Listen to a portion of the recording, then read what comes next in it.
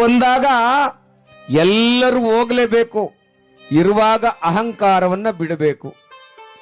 ಇವತ್ತು ಅಹಂಕಾರವೇ ಮನುಷ್ಯನನ್ನ ಅರ್ಧ ಆಯಸ್ಸನ್ನ ಕಿತ್ಕೊಳ್ತಾ ಇರ್ತಕ್ಕಂಥದ್ದು. ಯಾರೊಬ್ಬರು ನೋಡು, ನಾನು ಸೋತು ಬಾಳ್ದವನಿಗೆ ಸುಖ ಅಂತ ಹೇಳ್ತಾರೆ ಹಿರಿಯವರು, ಒಬ್ರು ಅದನ್ನು ಮನಸ್ಸಿಗೆ ಹಾಕೋದಿಲ್ಲ. ನೋಡಿ ಸಾವು ಹೇಗೆ ಬರುತ್ತೆ. ಆ ಯಮಧರ್ಮರಾಯ ಬಂದಾಗ ಬೇಕಾದ್ರೆ ಸಾಲಗಾರಿಂದ ತಪ್ಪಿಸ್ಕೋಬಹುದು, ಆದ್ರೆ ಯಮಧರ್ಮನಿಂದ ತಪ್ಪಿಸ್ಕೊಳ್ಳೋಕೆ ಸಾಧ್ಯವಾಗುದಿಲ್ಲ.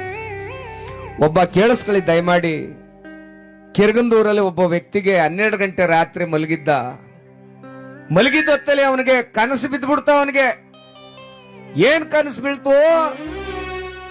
ಯಮಧರ್ಮರಾಯ ಕನಸಲ್ಲಿ ಬಂದು ಹೇಳ್ಬಿಟ್ಟ,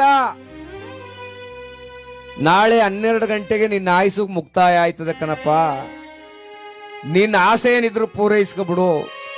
ನಾನು ಕರೆಕ್ಟಾಗಿ 11:50 ಬರ್ತೀನಿ, 12 ಗಂಟೆಗೆ ನಿನ್ನ ಹಗ್ಗಾಕ ಎಳ್ಕೊಯ್ತೀನಿ ಅಂತ ಕನಸಲ್ಲಿ ಹೇಳ್ಬಿಟ್ಟ. ಆ ಹುಡುಗ ದಿಢೀರ್ ನೆದ್ದು ಕೂತ್ಕೊಬಿಟ್ಟ. ಊರವ್ರ ಯಜಮಾನ್ರನ್ನೆಲ್ಲ ಹೇಳಿಸ್ತಾ ರಾತ್ರಿ ಹೊತ್ತೆ ಹೋಗಿ, ನನಗೆ ಯಮಧರ್ಮರಾಯ ಹಿಂಗೆ ಹೇಳ್ಬಿಟ್ಟ ಅಂತ. ಬನ್ನಿ, ಹಿಂಗೆ ಹೇಳ್ಬಿಟ್ಟ ಅಂತ ಏನ್ ಇಡೀ ಯಜಮಾನ್ರಿಗೆಲ್ಲ ಹೇಳಕ್ ಶುರು ಮಾಡ್ಬಿಟ್ಟ.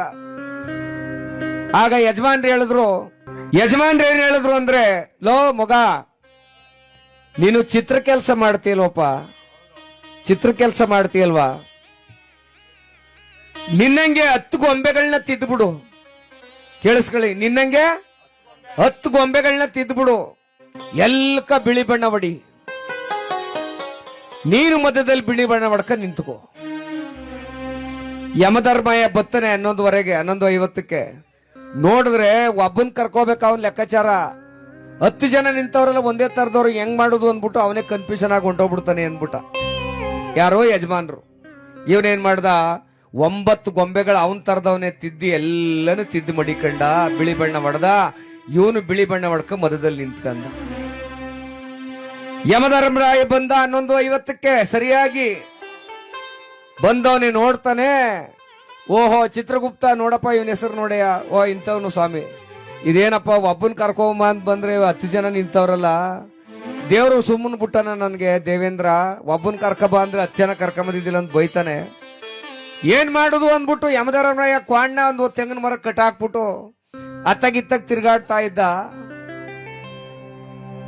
ಏನ್ ಮಾಡುದು, ಇವನ್ ಮಧ್ಯದಲ್ಲಿ ನಿಂತಿದ್ದವನು, ಇವನು ಚಿತ್ರ ಕೆಲಸ ಮಾಡೋನು ಮೆಲ್ಮೆಲ್ಲಗ್ ನಗ್ತಾವನೆ. ಬಡ್ಡಿ ಅದೇ ಯಮಧರ್ಮರಾಯ ಕನ್ಫ್ಯೂಷನ್ ಆಗ್ಬಿಟ್ಟ, ನನ್ ಕರ್ಕೋಗುದಿಲ್ಲ ಅನ್ಕೊಂಡು. ಆಗ ಚಿತ್ರಗುಪ್ತ ಬಂದಂತೆ. ಚಿತ್ರಗುಪ್ತ ಬಂದು, ಸ್ವಾಮಿ ಇದಾಗೂ ಕೆಲಸ ಅಲ್ಲ, ನಡ್ರಿ ಹೊಂಟೋಮ, ಏನ ಅವನ ಆಯ್ಸಿ ಇನ್ನೊಸಿ ಹೊತ್ತಾಗ್ಲಿ ತಿರೋಗ್ಲಿ ನಡ್ರಿ ಅಂದ್ಬಿಟ್ಟು ಹೊಂಟೋಮ ಅಂತ ಅಂದ. ಅದಕ್ಕೆ ಯಮಧರ್ಮರಾಯ ಅಂದ, ಇಲ್ಲ ಸುಮ್ನಿರೋ, ಆ ಬಡ್ಡಿ ಐದ್ನ ಈಚೆ ಕರಿತೀನಿ ಕಣ, ನನಗೆ ಗೊತ್ತು ಹೆಂಗೆ ಅಂತ ಅಂದ. ಏನೂ ಇಲ್ಲ, ಈ 10 ಚಿತ್ರಗಳನ್ನ ಕೆತ್ತಿ ನಿಲ್ಸವನಲ್ಲ ಪುಣ್ಯಾತ್ಮ, ಯಾವ ಬಂಗಾರದಂತ ಚಿತ್ರಗಾರನಪ್ಪ ಇವನು. ದೇವಲೋಕದಿಂದ ನನಗೆ 10 ಲಕ್ಷ ಕೊಟ್ಟು ಕಳ್ಸವ್ರೆ, ಇವನು ಕೊಟ್ಬಿಟ್ ಬಾ ಅಂತ. ಆದ್ರೆ ಈಸ್ಕೊಳಕ್ ಒಬ್ರು ಇಲ್ವಲ್ಲ ಅಂದ ಯಮಧರ್ಮರಾಯ. ಈ ಮಧ್ಯದಲ್ಲಿ ನಿಂತಿತ್ತಲ್ಲ ಪೆಂಗ್ ಬಡ್ಡಿದು, ಸುಮ್ಮನೆ ನಿಂತ್ಕೋಕಿಲ್ವ ಅದು. ಸ್ವಾಮಿ ನಾನು ಯಾಕನ ಕೆತ್ತಿರೋನ್ ಕೊಡಿ ಅಂತ ಈಚೆಗೆ ಬಂದ. ಹಿಡ್ಕೊಂಡ ಭದ್ರಾಗ ಯಮಧರ್ಮರಾಯ, ಬಡ್ಡಿ ಐದ್ನೇ ಔಸ್ಕ ನಿಂತಿದ್ದೆ ನೀನು, ನಡಿ ನಿನ್ ಕೆಲಸ ಮುಗೀತು ಕಣ ಅಂತ.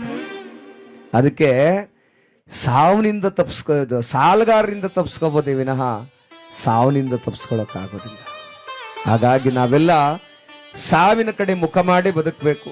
ಇಲ್ಲಿ ಯಾರು ಶಾಶ್ವತವಾಗಿ ಊಟ ಹೊಡ್ಕೊಂಡವ್ರು ಇಲ್ಲ. ಇರುವರೆಗೆ ನಗ್ನಗ್ತಾ ಜೀವನವನ್ನ ಸಾಧಿಸಿ ಹೋಗೋದಿದೆಯಲ್ಲ, ಅದರಂತ ಪುಣ್ಯ ಇನ್ನೊಂದಿಲ್ಲ.